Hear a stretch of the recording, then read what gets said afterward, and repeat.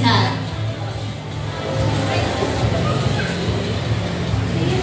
Hey! Talagang mahihayin po. Patutunan ko po yung mga nakalang po noong 1989. Ako po yung noon ay dinapuan po ng kaso. Sa madaling salita po, hindi mali. Nawin po sa Kayapoy. Kaya,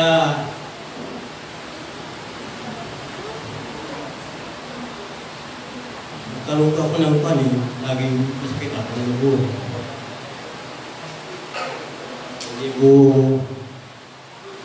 Hindi ko maisip kung paano magkagaling.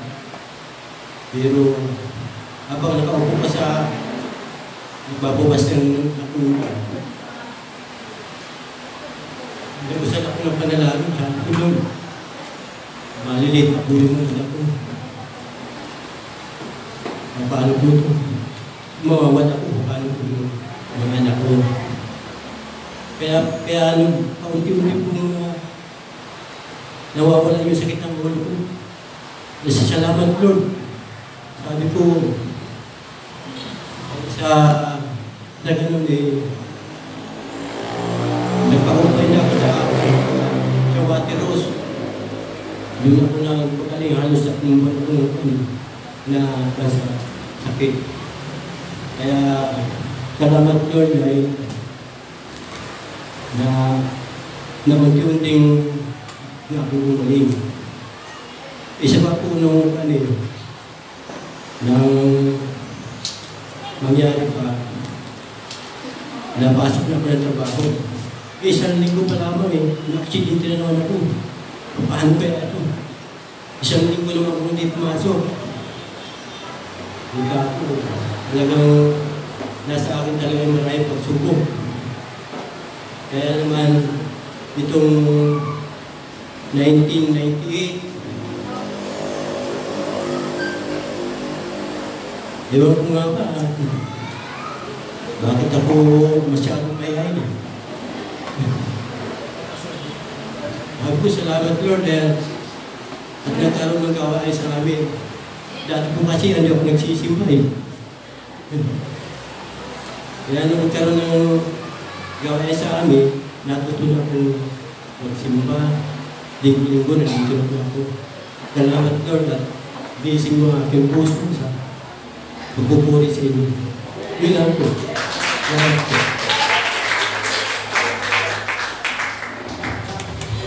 Praise God.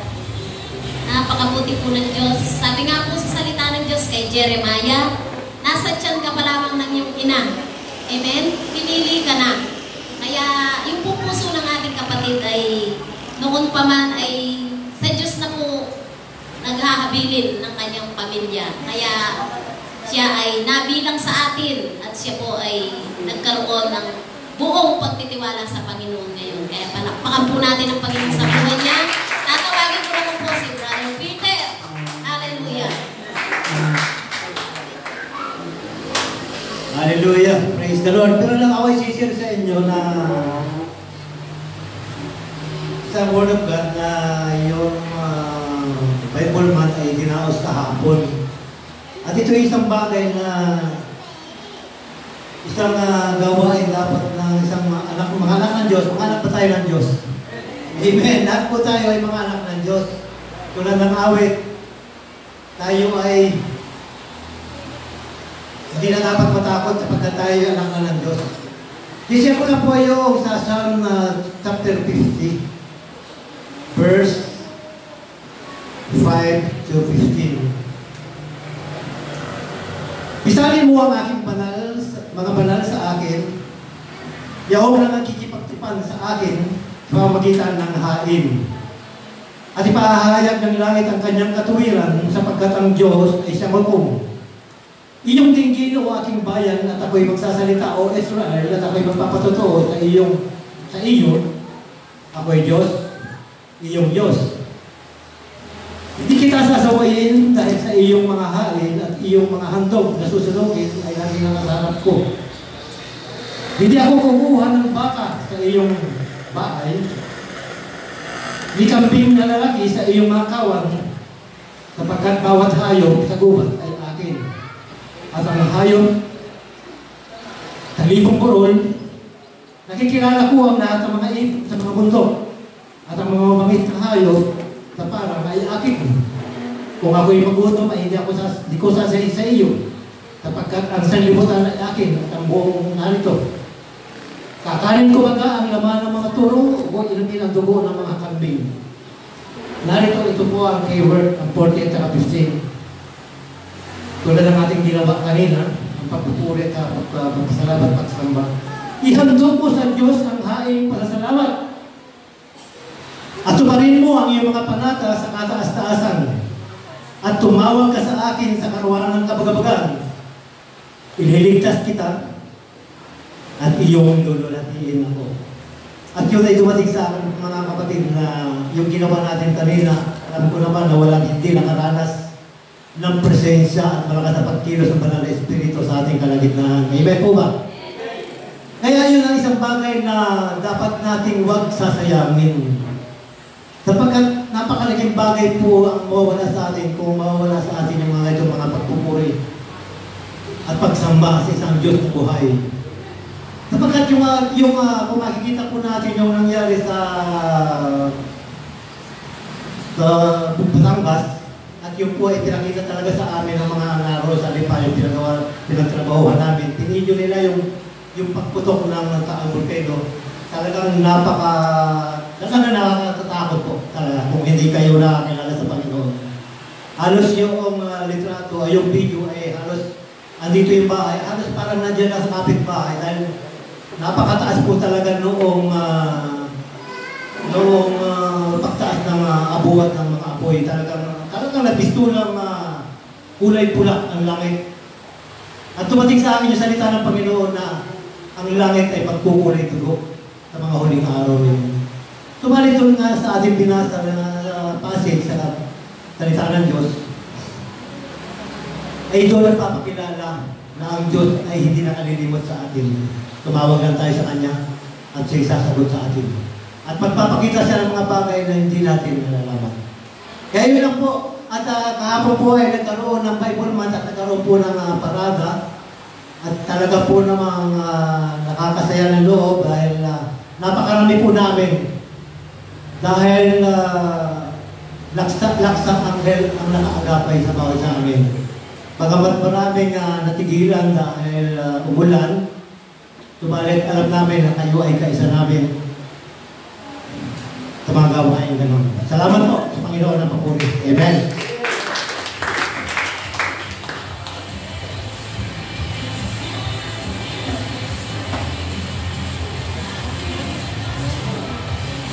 Praise God. Tumayo na po kayo patutong. Brother Ray, palakpakan po natin ang Panginoon. Talaga po ang mga tumayo ngayon. Mga youth po, mga youth sila. Hallelujah. Wala akong naalaala. Kasi nga, yung gawain na nasimulan namin ni Brother Little sa parking Macamo. Madali pong natapos namin nung araw na yun kasi ginawa ni Brother Little.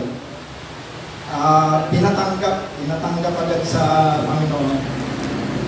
Tumanggap naman po yung tao na yun, yung ama ng tahanan, yung lugar na yun.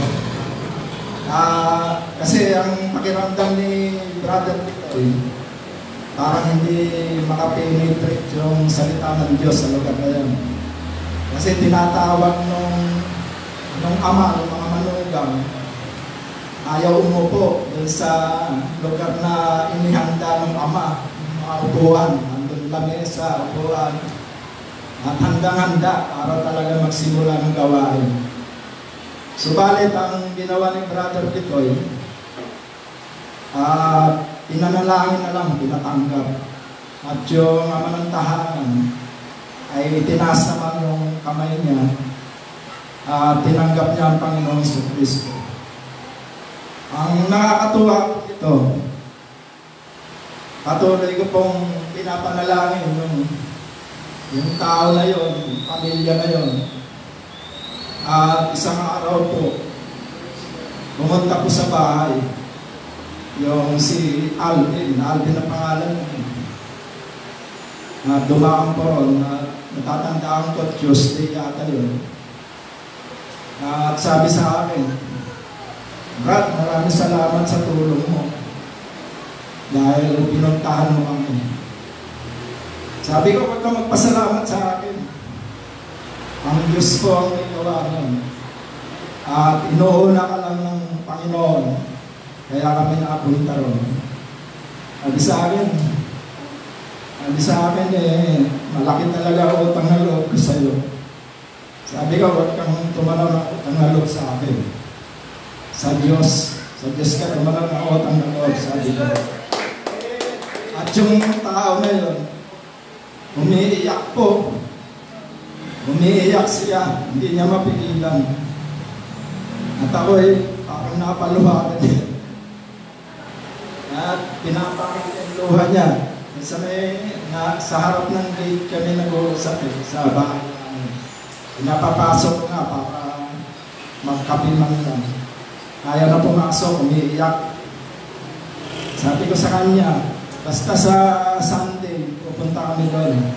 Babalik kami doon. Sabi sa akin, sige, handa ko. Basta yung mga anak ko, wala silang pasok nun. Kasabihan ko sila sa isa. Kaya, umaasa ko sa Panginoon na ngayong araw na ito, ngayong hapon, ay mayroong gagawin ng Diyos sa lugar na ito. At ako'y naniniwala sa Banal na Espiritu, makikilos sa lugar na yon, sa pamilya na yon. At patuloy ko pong dinadalangin ang lugar na yon, pamilya na yon. At natutuhan ko rin na magbasa ng Biblia, makinig sa radyo, na parang may hinahanap ako. Yung mga dati kong ginagawa, parang hindi ko na magawa. Kumbaga, hinihila ko ng Banal na Espiritu sa isip-isip ko. Kaya inawit yan na I am a child of God. Parang ganun nga. Kaya nararamdaman ko na ang Diyos ay kumikilos po sa bawat isa sa atin. At alam ko ang bawat isa ay magtatagumpay at humakbang. Pag inihakbang ang kanilang mga paa para ihatid ang mabuting balita. At sinisigurado ko isasamahan tayo.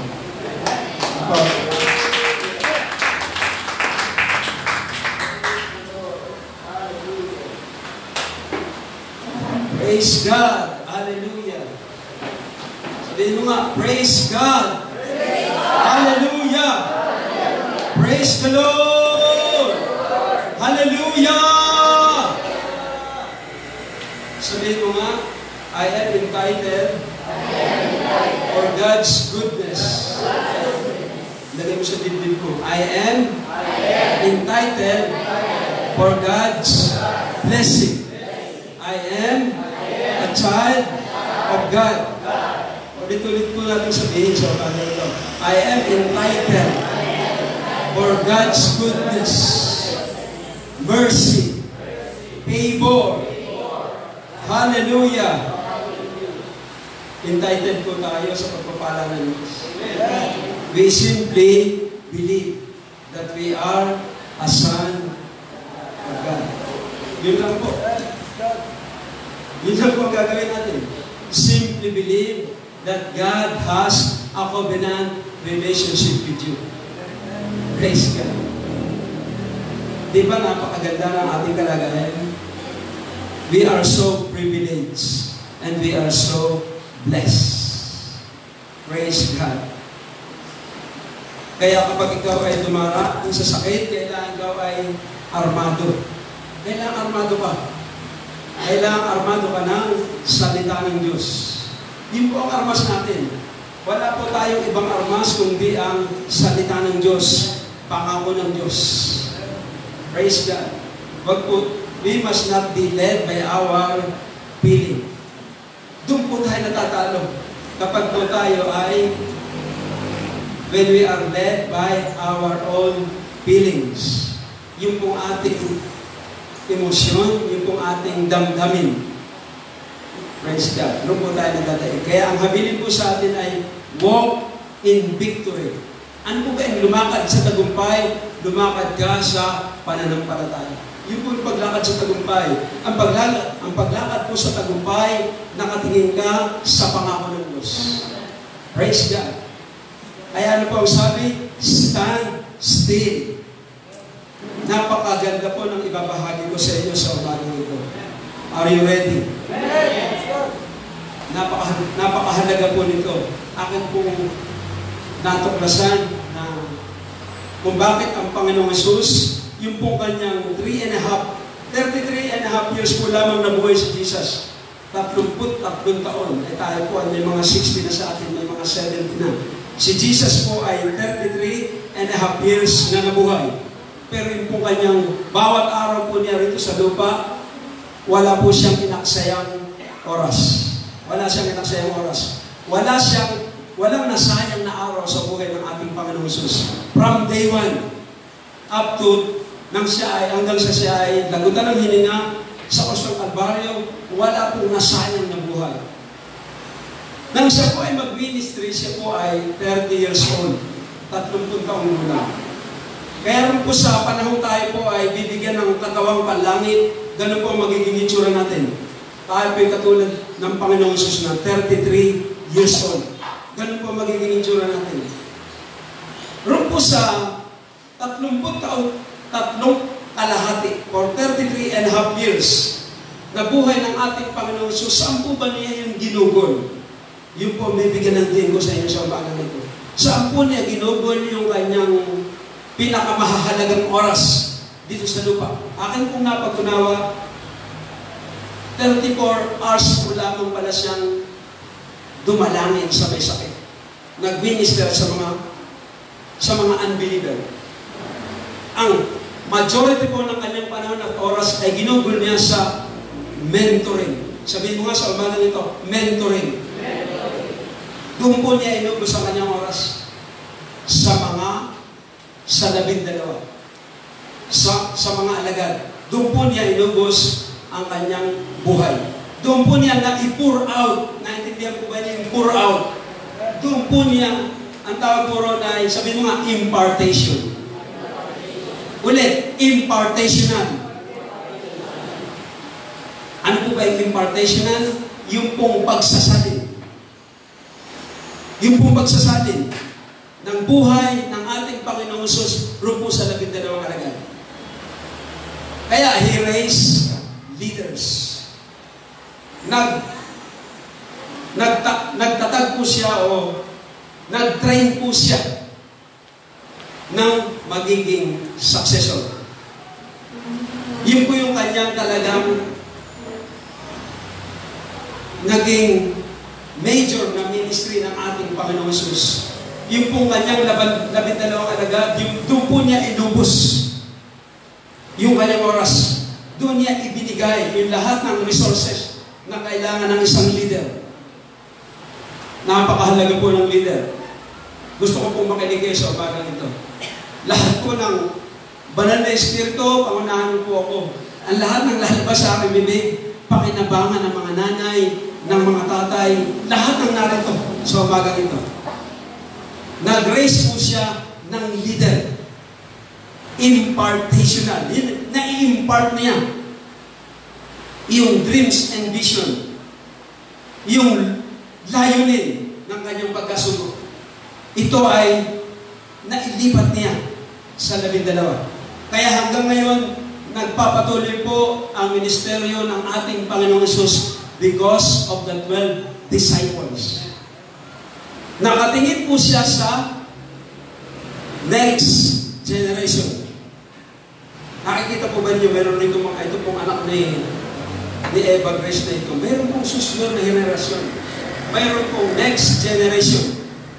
Kaya napakahalaga po ng leader. Napakahalaga po ng leader.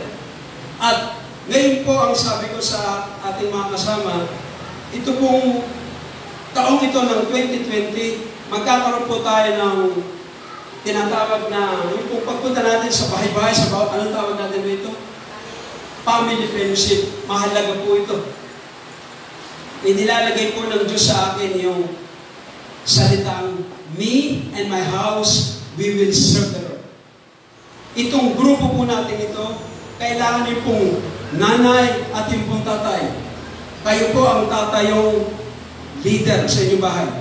Upang ang inyong anak ay inyong mahubog. Inyong maturuan upang magkaroon ng direksyon ang kanilang buhay. Dito, sa lupa. Bukod pa po yung pagpapaaral ninyo sa kanila. Bukod pa po yung pangarap ninyo na sila ay maging doktor, abogado, engineer. Bukod pa po yun. Mayroon pa po kayong spiritual na obligasyon sa inyong mga anak. Pagka po walang godly leadership sa bahay, ipakikita ko po sa inyo kung ano magiging kalagayan. Kapag po walang leader na valid leadership na inilagay ang Diyos, mangangalat po. Alam po ba niyo kung bakit? People are waiting to be led. People are waiting to be taught. Napakahalaga po ng leader. Napakahalaga po ng leader.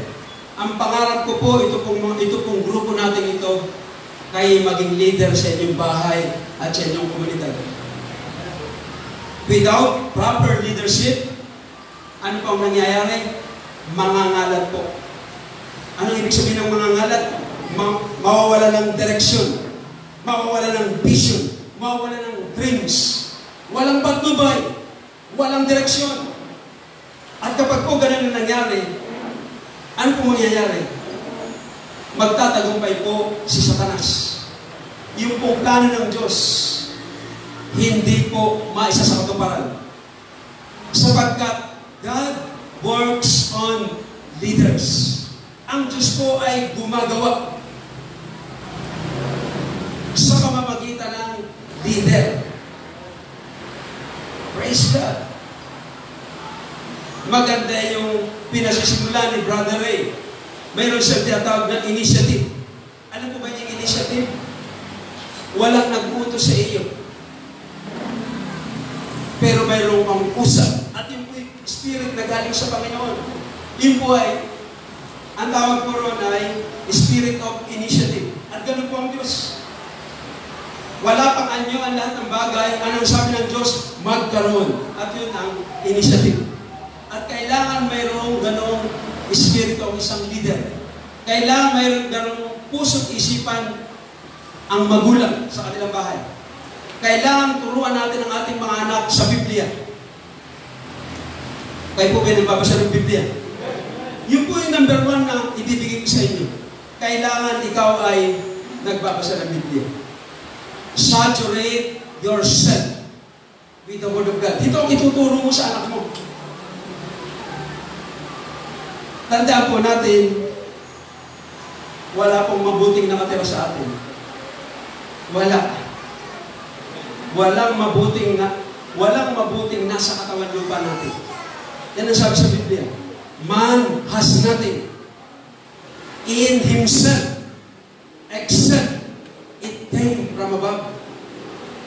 Kaya parang ang iyong anak ay iyong maturuan sa kabanalan. Ikaw muna ang kailangang mag-aral ng salita ng Diyos. Study to show thyself approved, not to man, but unto God. A worker, nothing to be ashamed of. Kaya kailangan ito'y binabasa mo.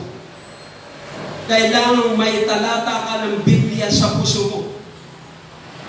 Hindi relihiyon itong kinabibilangan mo. Hindi ka member ng relihiyon. Hindi ka member ng relihiyon. Ikaw ay anak ng Diyos. Kailangan you and I must be closely identified with your Father in heaven. Ano po ba yung closely identified?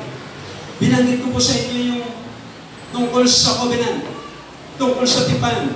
Ang maganda sa ating tipan na ating kinabibigyan inwardly.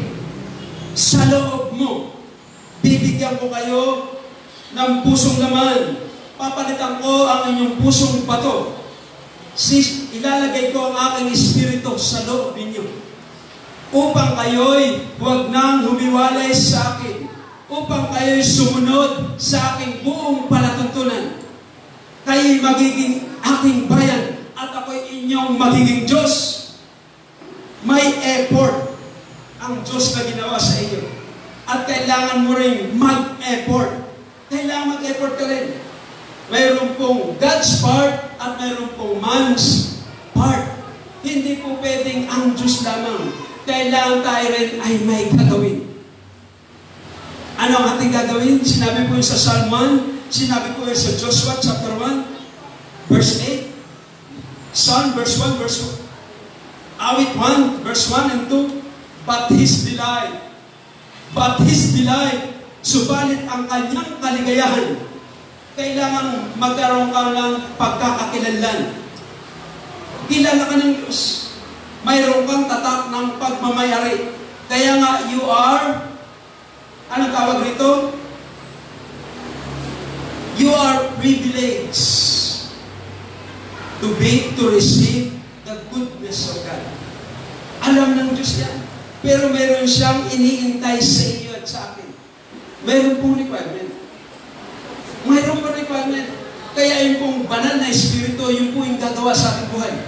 Hindi po niya hayaan na masayang yung mga dakilang bagay na kayang gawin ng Diyos sa iyong buhay. Alam po ba ninyo, ang Diyos ay napakadakila. And He works through leader. Pakikita ko po yan sa inyo kung gaano kahalaga ang leadership. Praise God.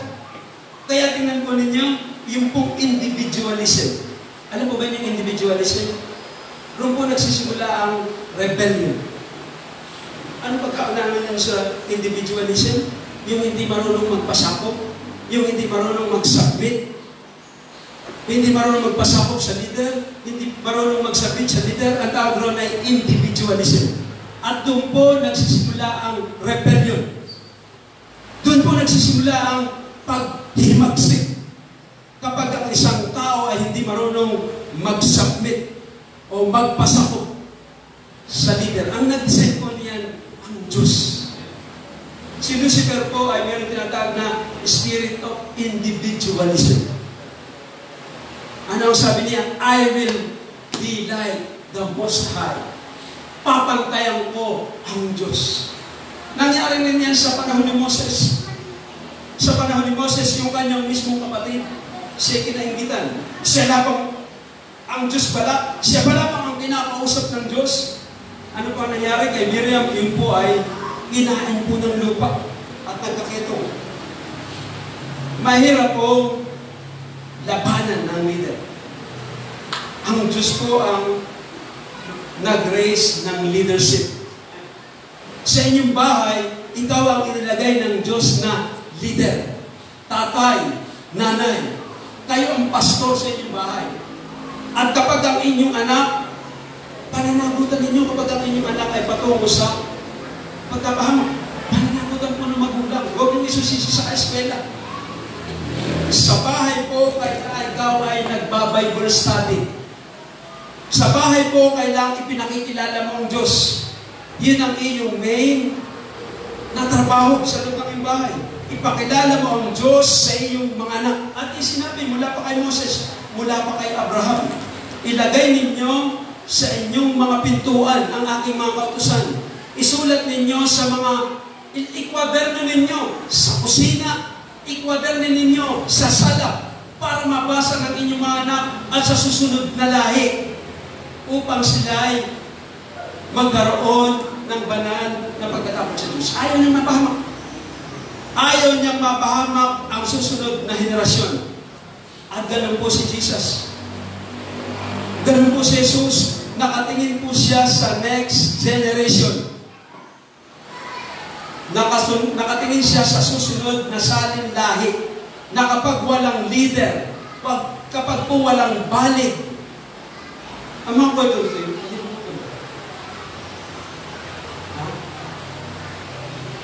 praise God. Kapag po walang godly leadership, mapapahamak po. Mapapahamak. Pakikita ko sa inyo, maniwala kayo sa akin. Hindi po galing sa akin, galing po sa Diyos.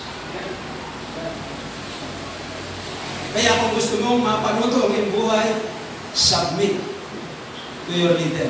Hindi po ako yun. Yung nagsabi po noon, ang Diyos. Ipakikita ko po sa inyo. Sa Matthew, tingnan mo nga yung Matthew chapter 9.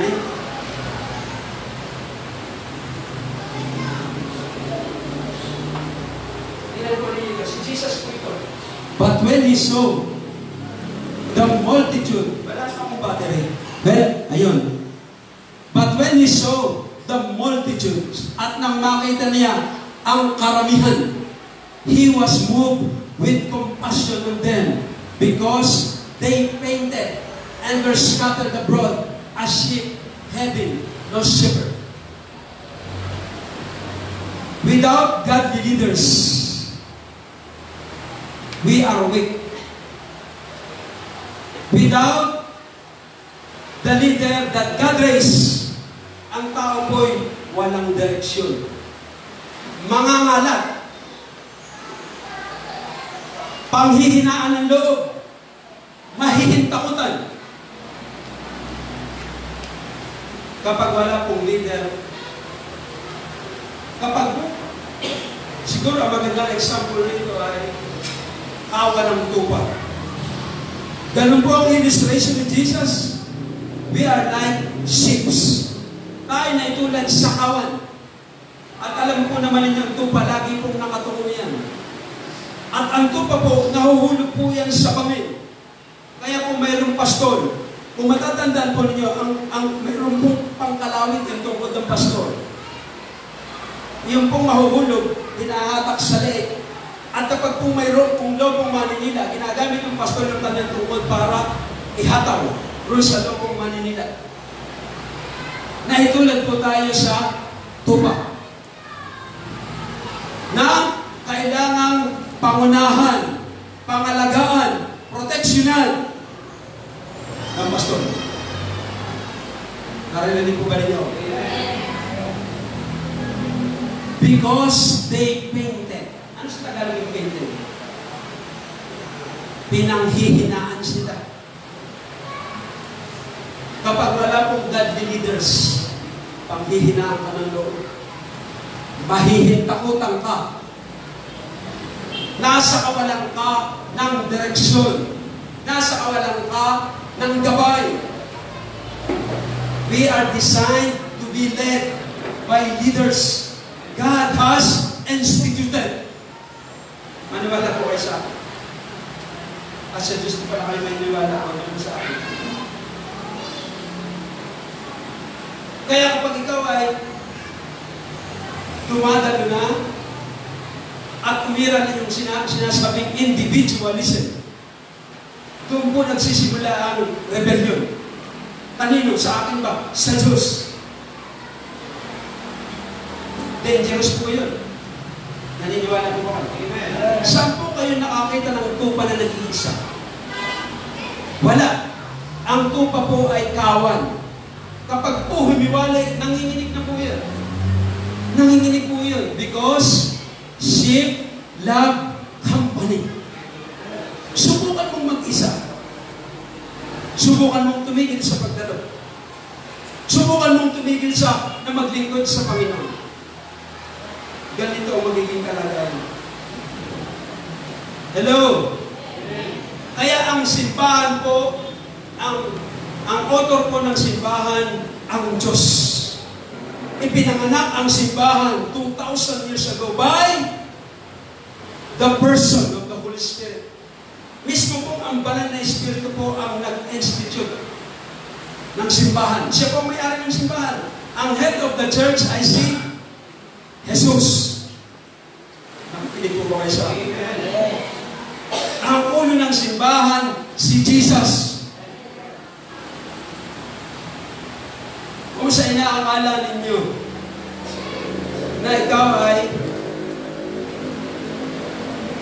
magiging matagumpay nang hiwalay sa kanya, nagkakamali ko. Ano po ba yung move with compassion? Habag na habag ang Panginoon Jesus. At ganyan po ang kalagayan ng mundo. Ganyan po ang kalagayan ng Moro. Nakikita niya ang karamihan. And he was moved with compassion. Because people need to be led.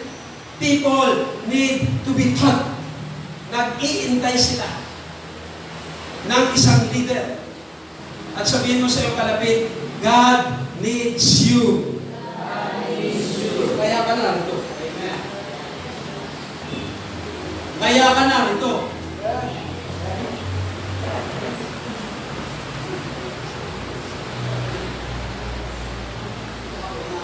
Many are called, but you are chosen.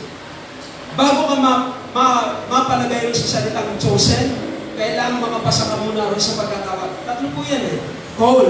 Tayo po lahat ay tinawag. Pero yung pong test ng calling, kailangan pasahan mo. Para ka makapunta rin sa being chosen. May mga test po yan. Ang unang-unang test riyan ay test of time. Alam ko po yun. Ano po ba yung test of time? Lord, I will serve you all the rest of my life. Tahimik ang langit. Tahimik. Sapagkat ikaw ay naroon sa tinatawag na test of time. Ang dami pong test sa pagkatawag. Kaya mo bang mag-vision, Brother Ray, ng 15 taon, 2 lamang ang pinupuntahan mo, pupunta ka ng Laguna. 15 years, walang palya, pupunta ka ng 2 days ka roon. Wala kang pamasahe. Yun po yung test of being good. Pag yun ay iyong napasahan, mayroon pa pong susunod eh. Yung wilderness test. Ay lalo na yun. Mayroong word test. Ano yung word test? Wala kang aasahan kundi ang Diyos. Ang ibig sabihin, kailangan mapuno ka ng pangako ng Diyos. Kailangan mag-aral ka. If you are only led by your emotion, hindi ka papasa. If you are only led by your own feelings, hindi po obra. If you want to enter into the ministry, do you want to enter into the ministry? Naas ba ninyo kayo magagamit ng Panginoon? Not everybody is called to be a pastor, but God wants you to be a leader in your house. Gusto ng Diyos na kayo maging leader sa inyong bahay. Alam mo ba yung leader? Influencer. He called the shot. Siya ang nagbibigay ng direksyon. Siya ang nagbibigay ng vision. Siya ang nagbibigay ng dreams. Vision keeper po ang leader. Naintindihan po ba nyo? Yun po ang role ng leader. Vision keeper. Mayroong direksyon. Mayroong patakbuhin. Mayroong project. Mayroong tayong patutunguhan sa 2020. Mayroong tayong tinatanaw. Kaya pumili ako sa inyo ng 12. 14 pa kayo. Leader kayo. Hindi lamang dahil kayo ay may 1,000 buwan-buwan. Hindi lamang po yun. Kailangan may vision kayo. Alam mo ba niyo ang tinawag na leader ng Panginoong Jesus? Mga leader. Alam mo ba yung leader? Ayos ka.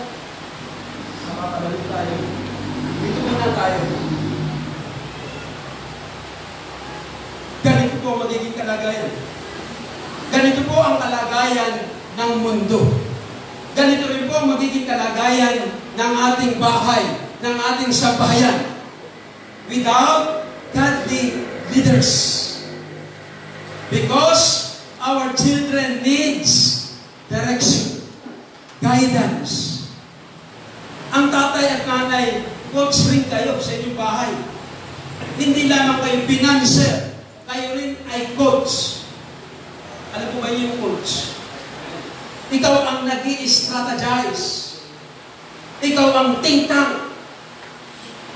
Ginigiya mo ang iyong mga anak roon sa direksyon na kanilang pupuntahan. At kapag ipinakita mo sa iyong mga anak na ikaw ay maka-Diyos, hindi mo ipagpapalit ang Diyos sa magulang po ako nang magsaset ng example nun. Hindi mo ipagpapalit sa saan ba natin ipinagpapalit ang Sunday service? Marami.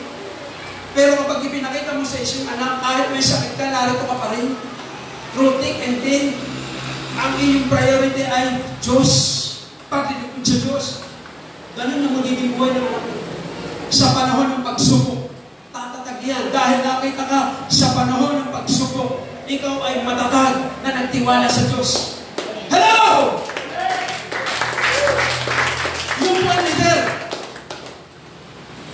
gumagawang may kawainian. At yung po ang pangarap ko sa iyo, Brother Lester. Yun ang pangarap ko sa iyo, Brother Jeff, Sister Joel, Brother Andy, Brother Rene, yung aking biyanan, yung sambayan ng aking asawa. Wala na si Brother Tommy. Daw si Judah.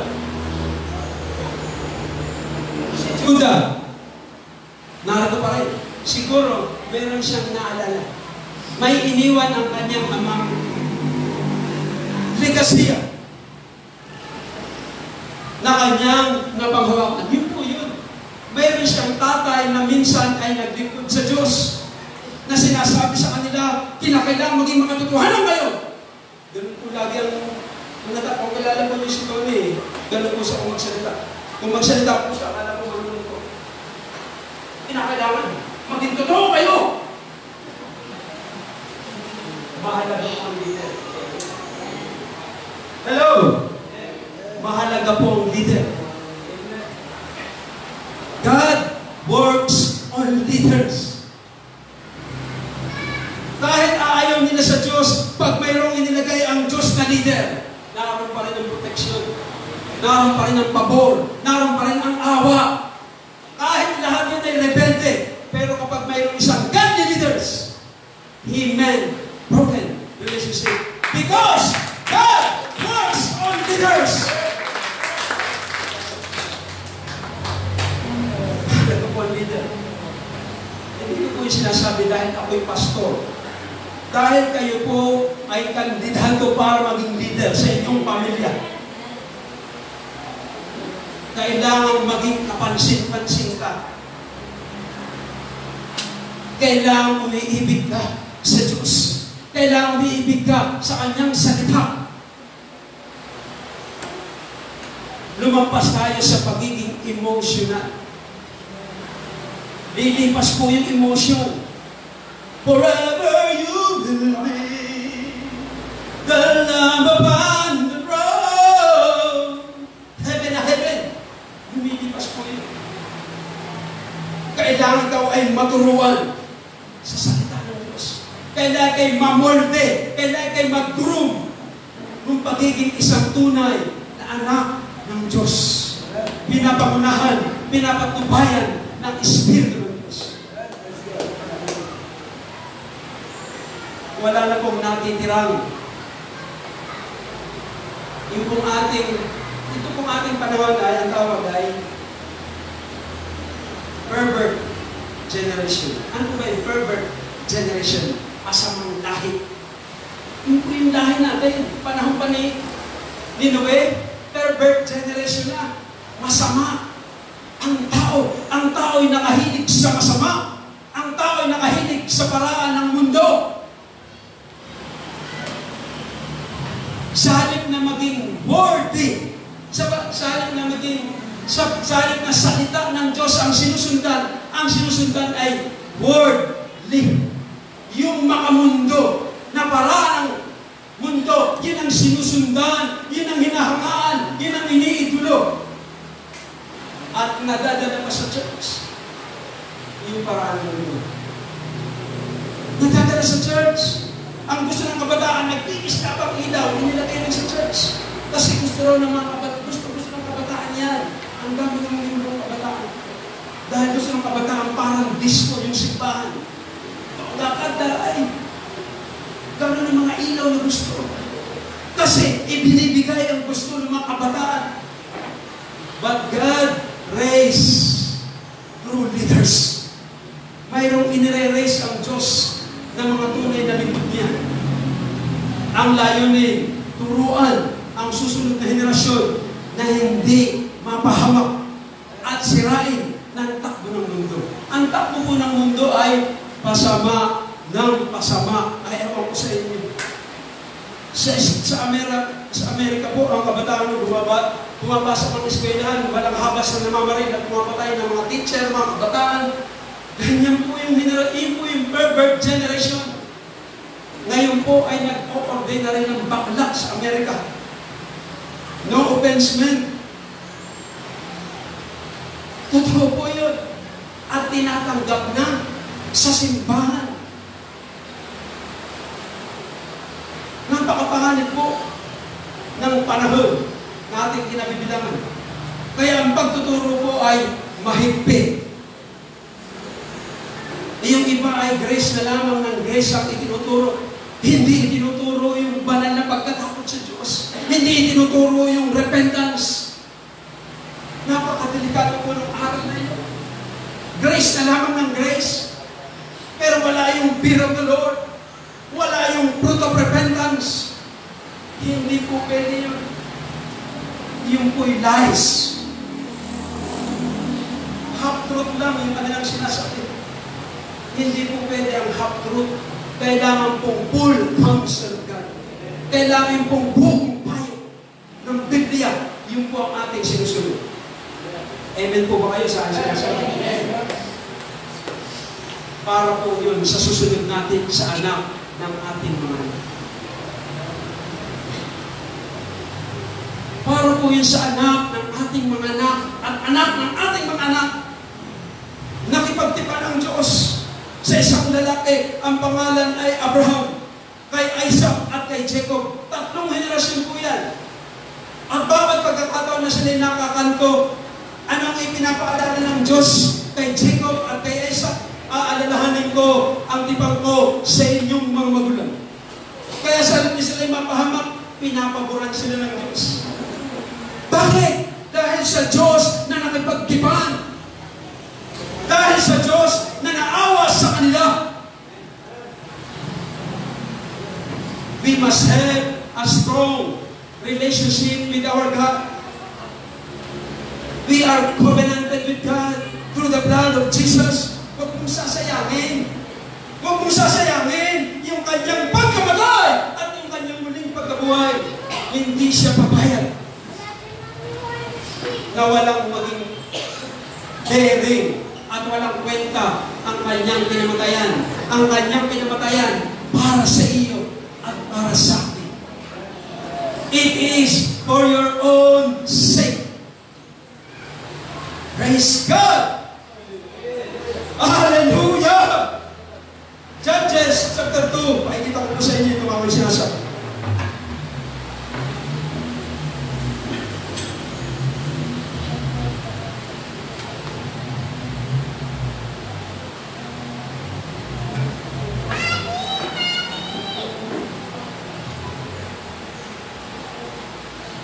Ito pong panahon ito, namatay po yung lingkod ng Panginoon. Anong pangalan ng namatay na ito? Na lingkod ng Panginoon? Si Joshua namatay. Godly leader. Inilagay ng Diyos na leader sa bansang Israel ay namatay. Tingnan po ninyo ang senaryo nung mamatay yung leader. And also, all that generation were gathered unto their fathers. And there arose another generation after them, which knew not the Lord. Which knew not the Lord. Na hindi nakakakilala sa Panginoon. Wala na siya ng leader.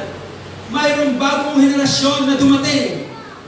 Nor yet the works were he had done for Israel. Nakalimutan yung mabubuting bagay na ginawa ng Diyos sa Israel. Hindi nila kilala ang Diyos. Next verse, verse 11.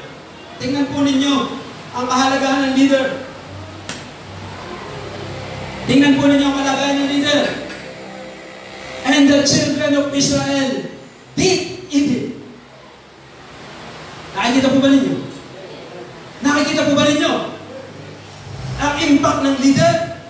Ano ang gagawin ng tao kapag walang leader? Gagawa sila ng masama. Hello? Kapag walang leader, naroon tiyatag na lawlessness. Pwede nang mag-asawa ng 30, wala na ang leader. Umilip si brother Ed. Pwede nang mag-asawa ng 30, wala si pastor. Walang nang makakalit. Wala nang kukorek. Pwede nang mag-adik. Pwede nang hindi magsimba. Pwede na akong makipag-chismis sa kapitbahay. Wala si Pastor Del sa Teresa ng araw ng Biyernes. Pupunta sila sa revival. Makapapanood na rin tayo ng paborito nating telenovela. Wala si Pastor yun. Ganun po ang tendency. Yun po ang magiging senaryo. Kung sa inaakala ninyo na kayo pinagpala kapag nawala ng leader, mali kayo. Dahil gagawin na ninyo yung gusto ninyong gawin. Pwede na. Wala sa pastor.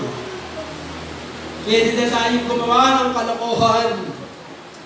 Pwede na tayong gumawa ng kawalang hiyaan. Wala ng leader. Yung leader na yung wala nang ginawa kundi tayo i-correct. Wala nang nakikita kundi mali.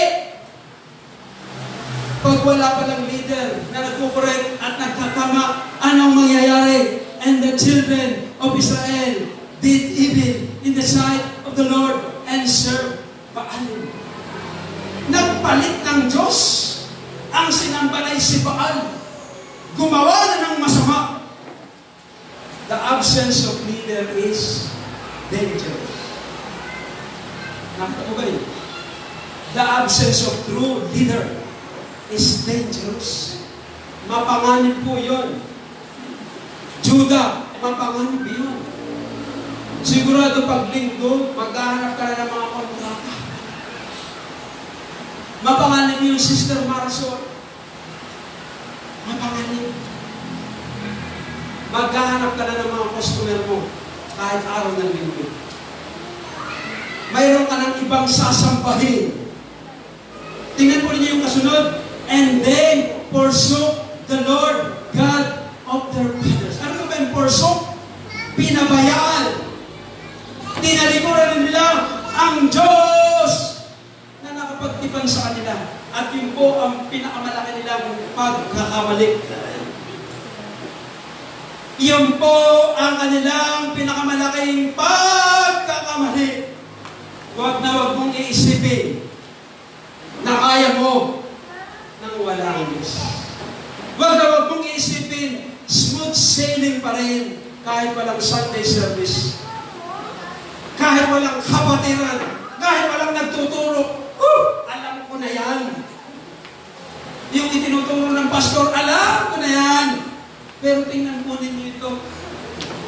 And they forsook the Lord God of their fathers, which brought them out of the land of Egypt, and followed other gods of the people that were round about them, and bowed themselves unto them, and provoked the Lord to anger. Nagalit ang Diyos. Alam mo ba niyo ang Diyos ng sanlibutan? Hindi po si Jesus. The God of this world, hindi po si Jesus. Si Satanas. Ano po ba yung God of this world? Yung pong sistema ng mundo. The system of the world. This is the God of this world. The system! Ang sistema ng mundo, ang Diyos po niyan ay si Satanas. Kaya po may pangangaral. Kaya po may Sunday service. Baka mayroon kang ibang sambahin Diyos.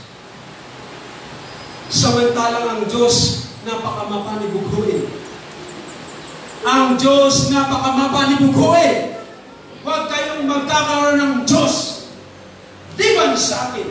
May layunin. Ayaw niyang mapahama ka. Dahil marami pong kalaban. Marami pong kalaban.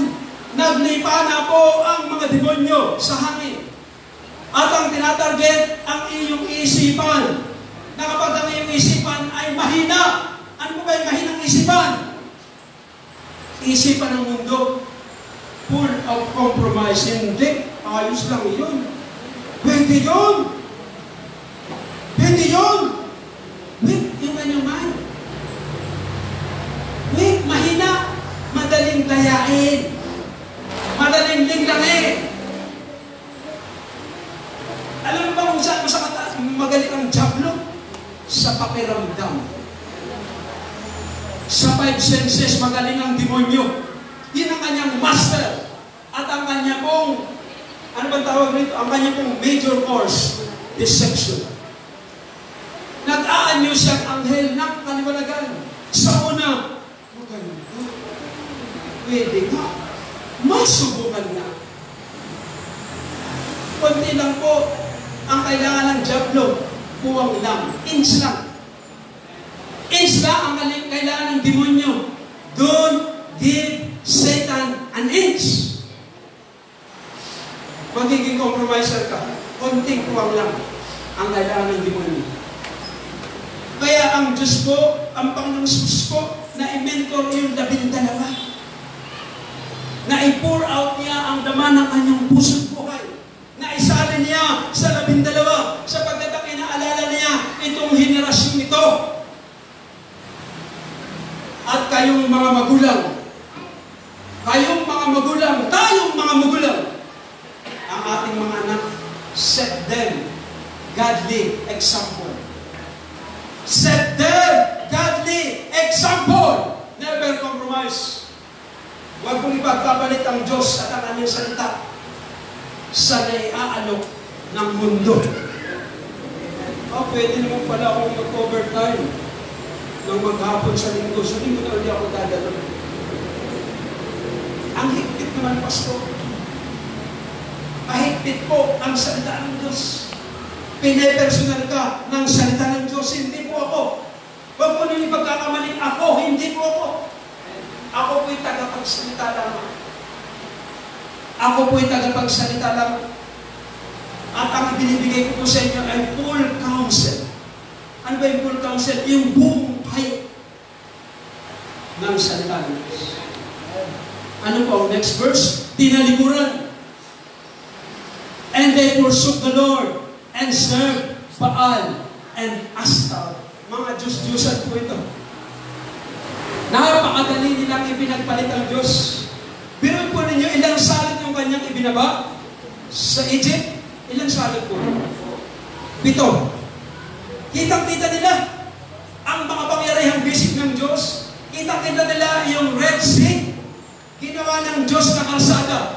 Dumaan ang 2 milyong Israelites. At ang sumusunod na yung mga humakabol, biglang bumalik. At sila pinatay na lahat. Kitang-kita nila. At ngayon nang sila nasa ilang pinakain sila ng Diyos. Ang kanilang damit, habang lumalaki rin yung damit. Habang lumalaki ang kanilang paa, lumalaki ang sandalyas. So, ang ibig sabihin, hindi na luma ang sandalyas, hindi na po luma ang damit, hindi po na luma. Ganun po ang ginawa ng Diyos na supernatural. Kaya kung ikaw ay katipan at anak ng Diyos, may pag-asa. May pag-asa. May pag-asa! Kailangan ng Diyos ang iyong pag-asa. Huwag mong gawing pag-asa ang pera. Huwag mong gawing pag-asa. Gumagamit ang Diyos ng tao.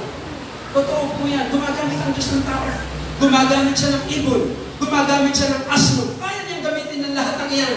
Pero ang source po niyan, ang pinanggagalingan po niyan, ang Diyos, ang pinanggagalingan, the source of our total supply, unlimited supply, is from God. Palakpakan nga po muna natin ang Panginoon. Hallelujah!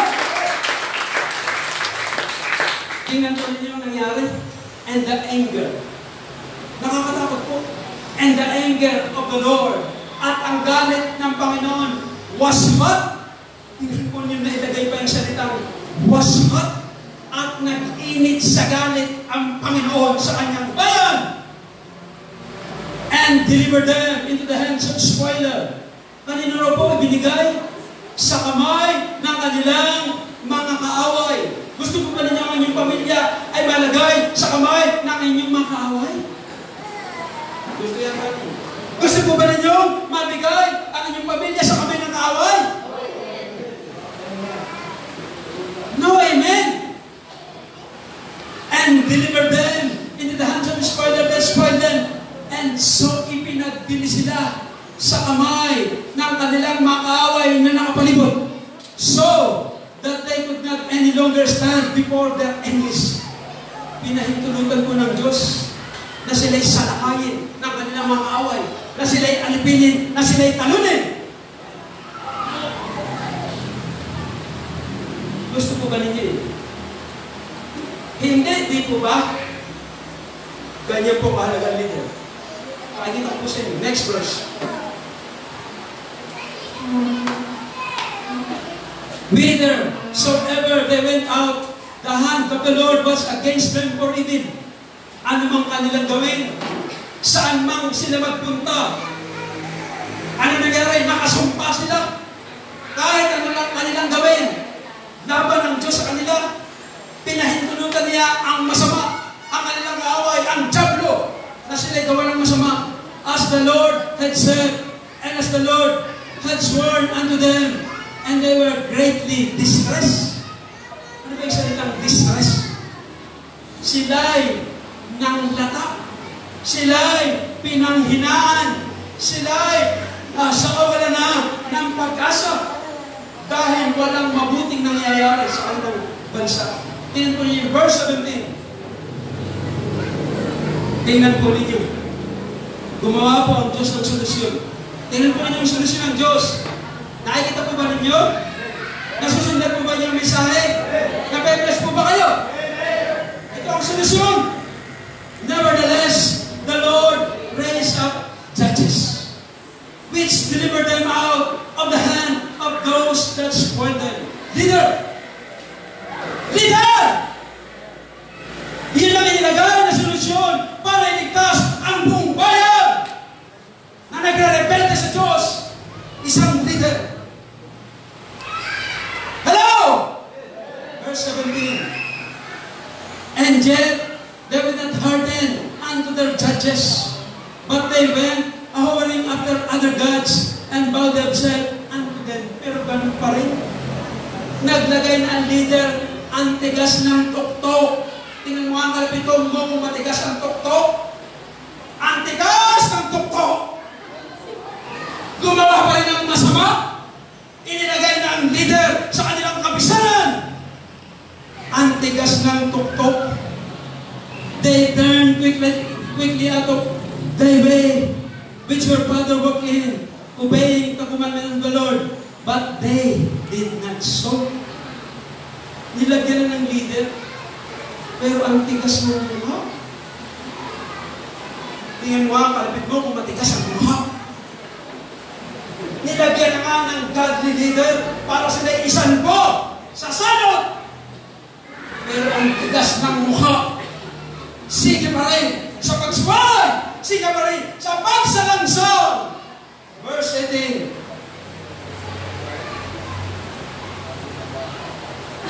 And when the Lord raised them up judges, then the Lord was with the judge. Sabi mo nga, but then the Lord was with the judge. Na kanino raw po ang basbas? Nasaan raw po ang pagsama ng Diyos? Sa leader ba? Sa leader. Sa leader. The vehicle of blessing, the leader. God works on leaders. And deliver them out. And deliver them out. Iniligtas sila sa kamay ng kanilang mga kaaway sa lahat ng kaarawan ng mga hukom. Bakit sila iniligtas? Dahil sila. Bakit sila pinaburan? Bakit sila pinagpalak? Bakit sila kinawahan? Because of Amen po ba? Amen po ba? For it repented the Lord because of their groanings by reason of them that oppressed them and vexed them.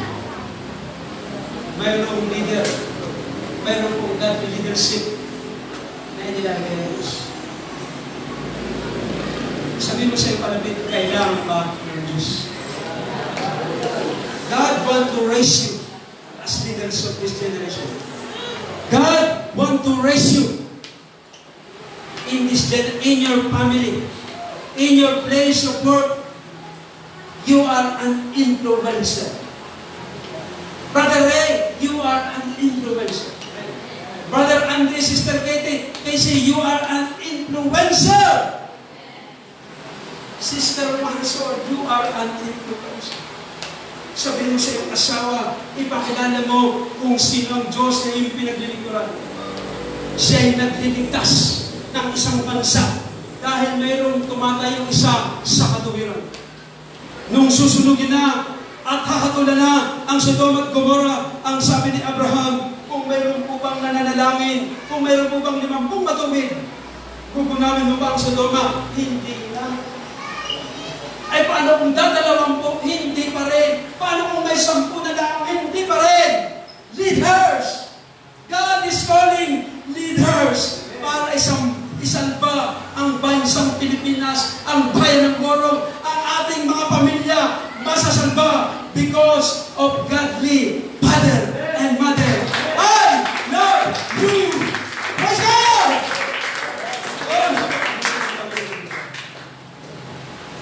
Praise God. Ang laki ng papel mo. Ang laki ng papel mo sa iyong bahay. Individualism is the root cause of rebellion. Ano po ba yung individualism? Yung gusto niya ay gusto niya. Yung kanya-kanya. Yung masabi niya. And ang tawag po rin individualism. Ang tawag po rin ay independent. I can stand on my own. Paborito siguro kanta yung I did it my way. Yung siguro kanyang paborito kanta, I did it my way. Not God's way. Kaya sa susunod, huwag mo nang kakantahin niyo. Marami pa lang napapatay pag kinakanta yun sa mga pelikula ni Brother Rene. Pag kinanta pala yun sa mga pelikula ni Rudy, ni Salvador, kasi sinong artistang action star na naman niya ang kumakanta sa bar? I did it my way. Kumanta ka sa Sister Bebe. Ang amateur pala ang boses ni Pastor. Hallelujah. Praise God. Kinala din Judges 17 verse 6.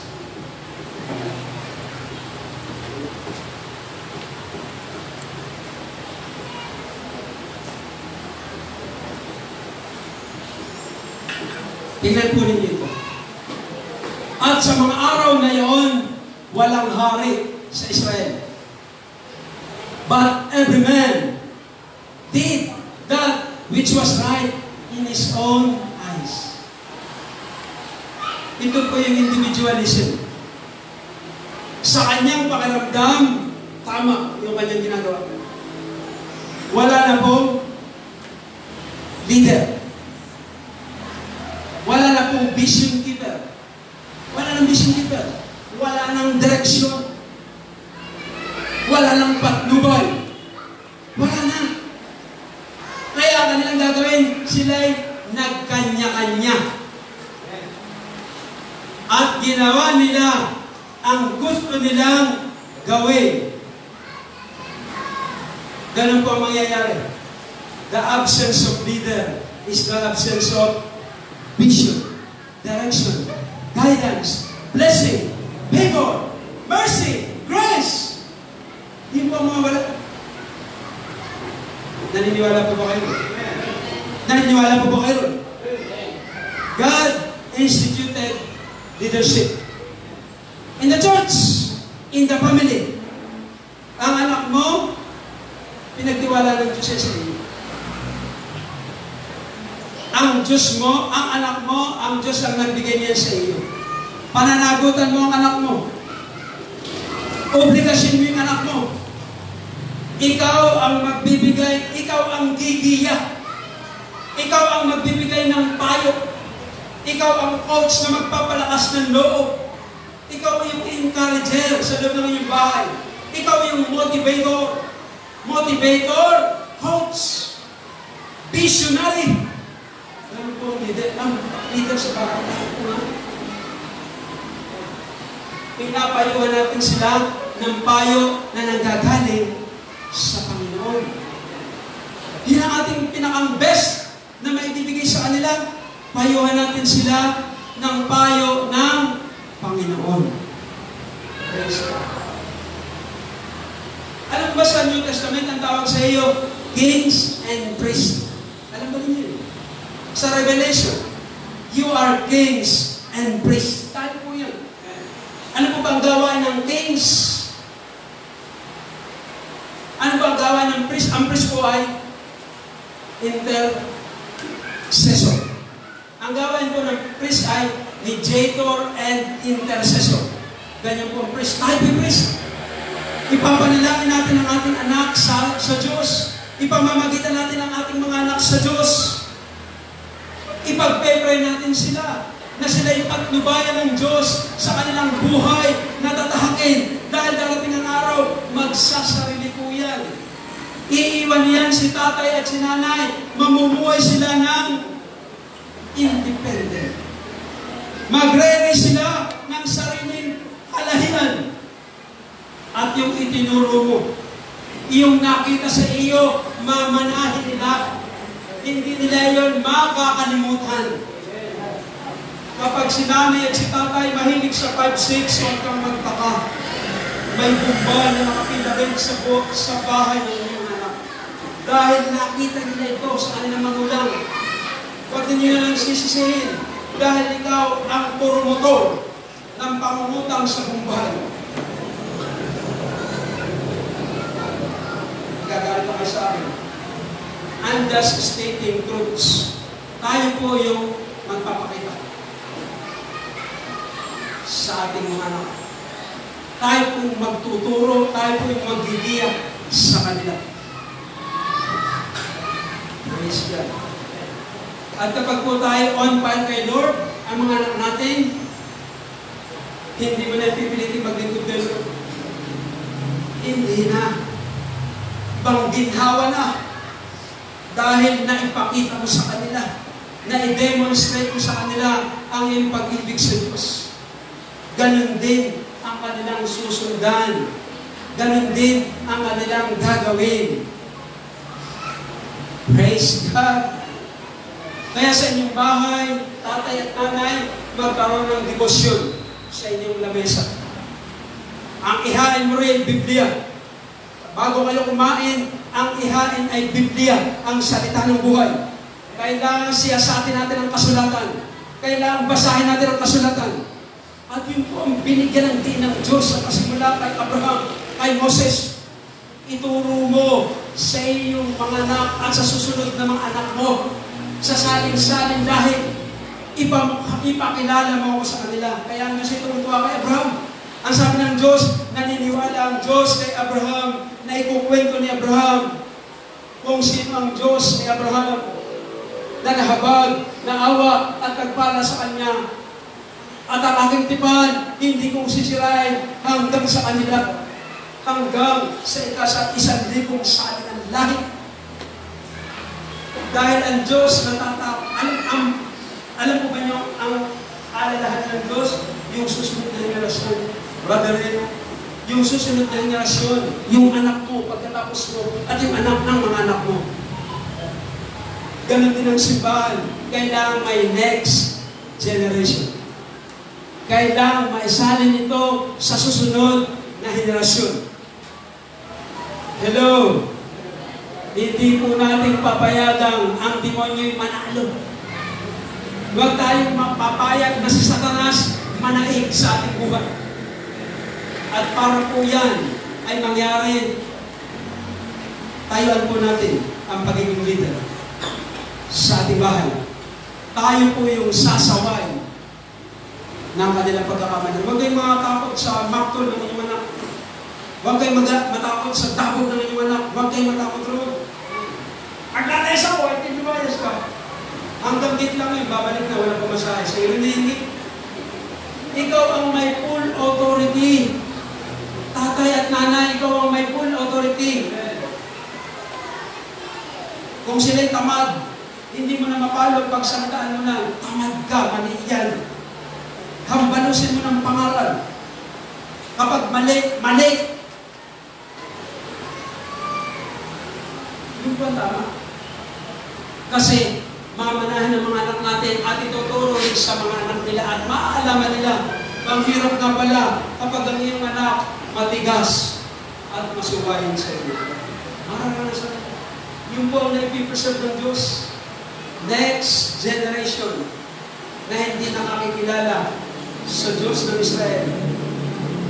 At ang ating pong panahon ay pervert generation. Panahon na walang galang sa Diyos. Kaya pala nauso sa ating panahon ng selfie-selfie. Because the Word of God says, in the last days, men and women will be lovers of themselves. Kaya, umaakyat pa sa puno ng papaya. Sukot-sukot sa kuweba. Because men are lovers of themselves. Ano niyo kung bakit may selfie-selfie? Magiging lovers of themselves ang mga tao. Praise God. Hallelujah. At tayo nga po ay nasa uling panahon na. Nasa uling panahon na po tayo. Kapag yung mga anak natin ay palasunod nga sa ating mga magulang, ito na po talaga ang pangwakas na panahon. Kapag po ang mga anak ay magaling pa sa magulang, ito na nga po yun. Pag may trabaho na, tatay mo po mayroon kami na bahala. Alam namin ang mga ginagawa, tumabi ka na riyan. Mali po yun. Hanggat buhay ang inyong magulang, ang honor pa rin sa magulang. Hindi porket tumigas na ang buto mo, hindi porket malaki na ang kinikita mo, ipaisang tabi mo nila ang magulang, mali! Ang magulang pa rin. Sa pangalan pa rin ng ama. Sa tahanan, hindi pa rin sa pangalan ng anak, sa pangalan pa rin ng ama. Godly leader, inilagay ng Diyos sa bahay. Nakatatakot po. Dahil ang tendency po nito ay literal na individualism. I can make it on my own. Alam ba niyo yung kanta mo? On my own. Ayaw ng Diyos kung ganong kanta. Anong gusto mong kanta ng Diyos? God will make a way where there seems to be no way. He works in ways you cannot see. He will make a way. He will make a way. Ayaw ng Diyos ng my way. Ang gusto ng Diyos, God's way. Palakpakan natin. Ang Panginoon! Hallelujah!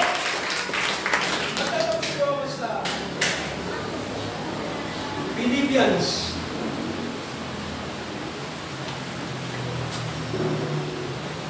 chapter 2. Ito po yung gawain ng leader. Pag sinabi kong leader, leader po kayo sa inyong bahay.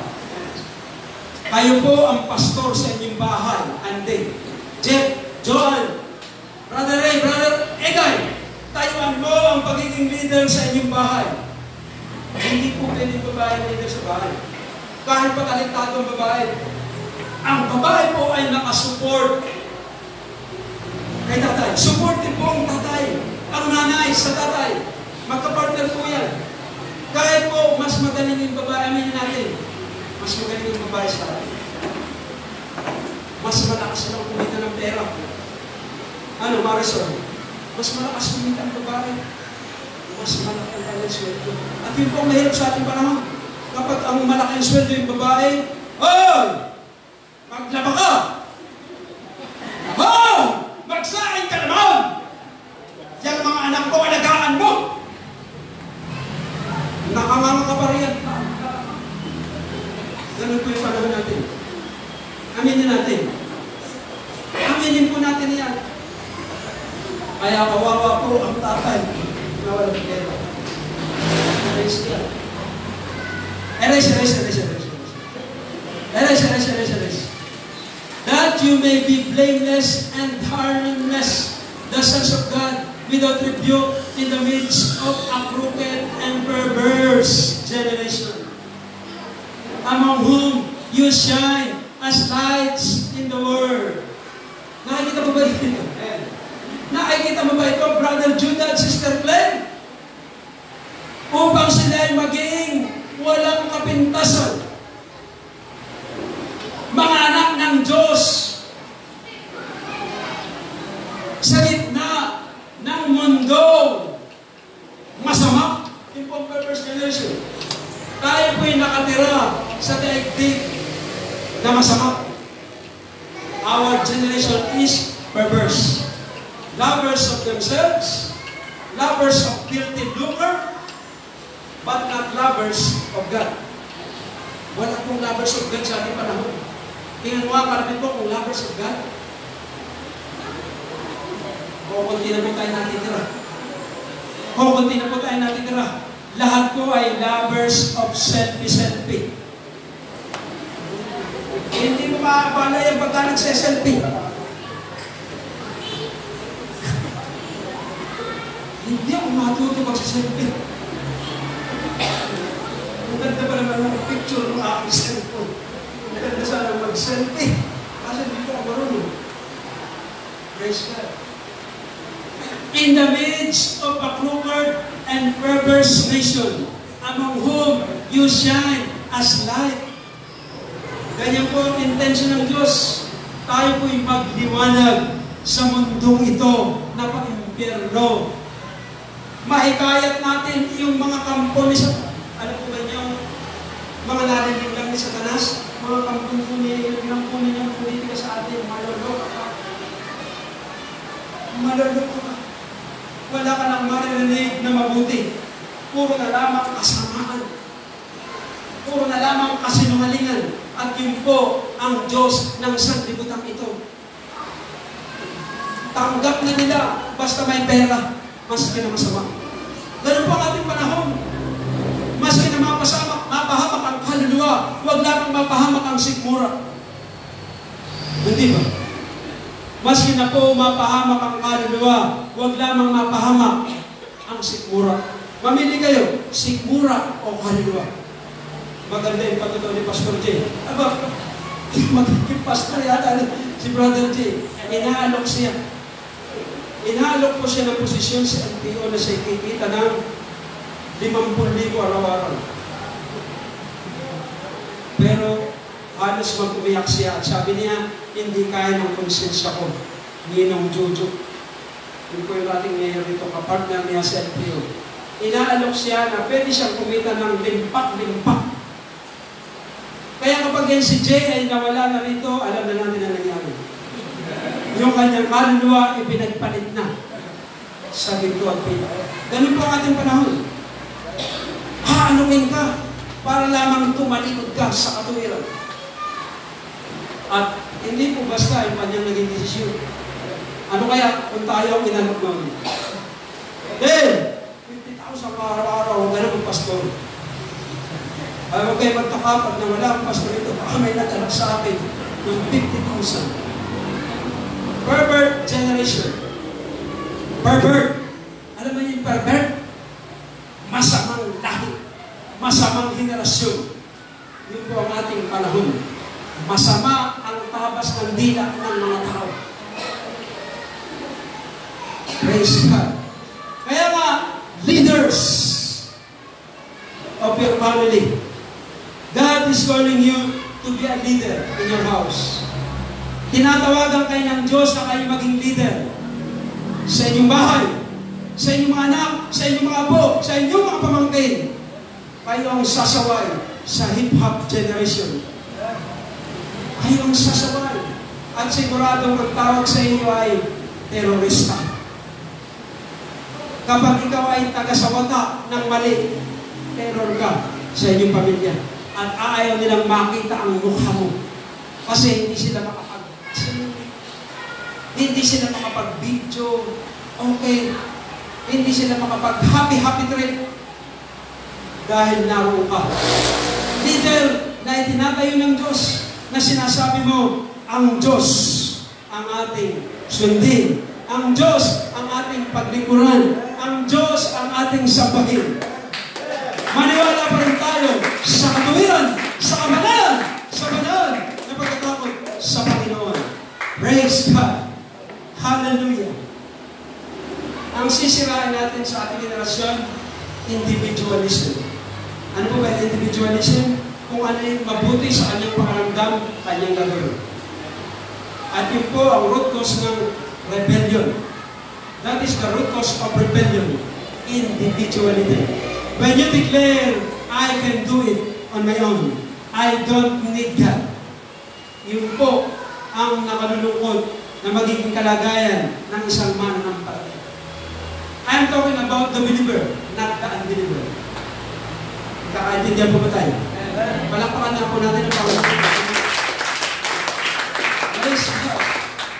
Sige po, ako po'y mananalangin habang kayo nakayuko, makapikit.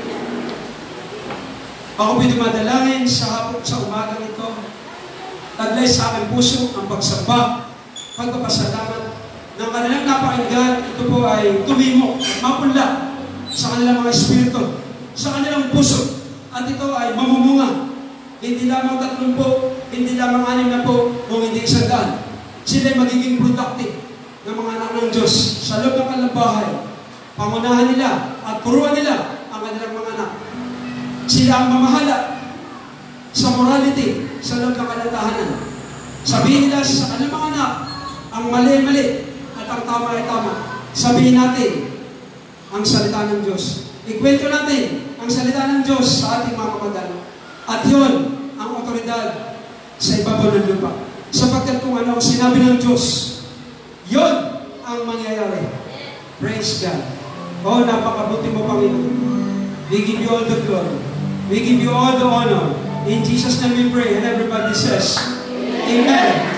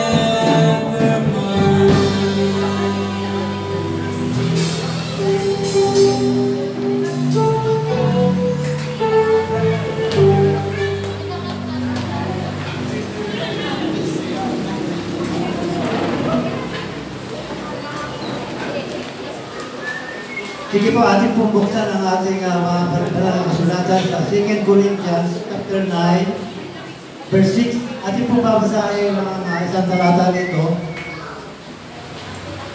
Sa verse 6 po ay sinasabi, dato ba sinasabi ko ang nag-aasig ng bahagya na ay nag-aani namang bahagya na, at ang nag-aasig na sagana ay mag-aani namang sagana. Magbigay ang bawat isa ayon sa pinasya ng kanyang puso. Huwag mabigat sa loob o dahil sa kailangan, sapagkat iniibig ng Diyos ang nagbibigay ng masaya. At maaaring gawin ng Diyos na ang lahat ng biyaya ay magsisagana sa inyo, upang kayo na mayroong laging buong kaya sa lahat ay magsipalagana sa bawat mabubuting gawa. Purihin ang salita ng Panginoon. Hallelujah! Praise God! Hallelujah! Salamat po sa salita ng Panginoon. Tayo po ay tumayo at italangin po natin ang mga handog na ito. Ito po ay isang uri ng pinakamatay sa pagsamba sa Panginoon. Sapagkat hindi po tayo makapagkakaloob na sa ating sarili lamang. Ito ay kaloob ng Panginoon sa bawat sa atin. Diyos ang nagbigay at tayo rin naman ay manatiling magbibigay sa Panginoon para sa kanyang kaluluhati na nagilang pangalan. Ama, maraming salamat po sa tanghaling ito, sa katatapos sa mga gawain. Salamat sa mga salita, O Panginoon, na ito ay tumimo sa aming mga puso ng malalim. At ito, O Panginoon, ay dalangin namin, Panginoon, na ito ay aming lakaran sa aming pang-araw-araw na pamumuhay sa mga lumutang libutan ito. Upang kami ay maging huwaran, hindi lamang ng aming henerasyon, kundi sa mga darating pang henerasyon. Upang ang lahat ng iyong mga kautusan at katulan, ito ay aming may pamuhay at malakaran sa ikaluluhati ng iyong dakilang pangalan. Kaya nga maraming salamat sa mga handog na ito. Nawa ito ay Panginoon ay paramihin mo, ikaw ay siya nagmumultiply ng lahat ng mga pagpapalang ito, ng mga bimhin namin inaasik sa may pananampalataya. Sapagkat ikaw ang Diyos, O Panginoon, na napakabuti na kailanman ay hindi mo kami pinagkukulang sa lahat ng bagay. Kaya mga Ama, tanggapin mo ang aming papuri, pasalamat sa aming pangalan ng aming Panginoong Isus. Ang lahat ng mga pangalan magsabi ng Amen at Amen. Hallelujah.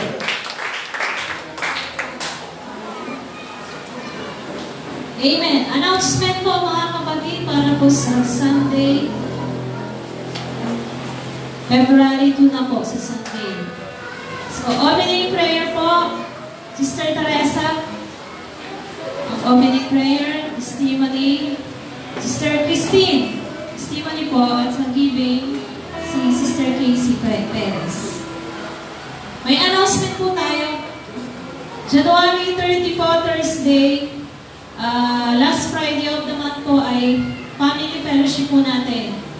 So ito po ay gaganapin sa pamilya po ng Basihan family. Thursday po yan. Kasi dati po ay Friday. Hindi po pwede kami ni Pastor at yung ibang elders po kasi may pinupuntahan po kami pag Friday. So gagawin po natin Thursday. Basihan family po, 7 p.m. po ito. Sa Thursday po iyan. January 30. Sa Sunshine po ito, mga kapatid. So, sa January 31 naman po, tayo po ay iniimbita sa Friday Night Revival sa Green Hills San Juan po ito. So, wala po muna tayong Teresa, gawain po sa Teresa. So, doon po tayo pupunta. Sa Green Hills San Juan po yan. Friday po yan, 6:30. Ang alis po namin dito sa Morong ay alas 2 ng hapon. Kasi po kasama po ang music ministry at dance ministry doon po sa gawain ng Panginoon sa revival. So, February 22 naman po, meron po tayong youth conference sa BNT Alabang po yan. Yan po ay Saturday, kaya sigurado po walang pasok ang mga kabataan. Saturday po yan, 12 to 5 p.m. February 22.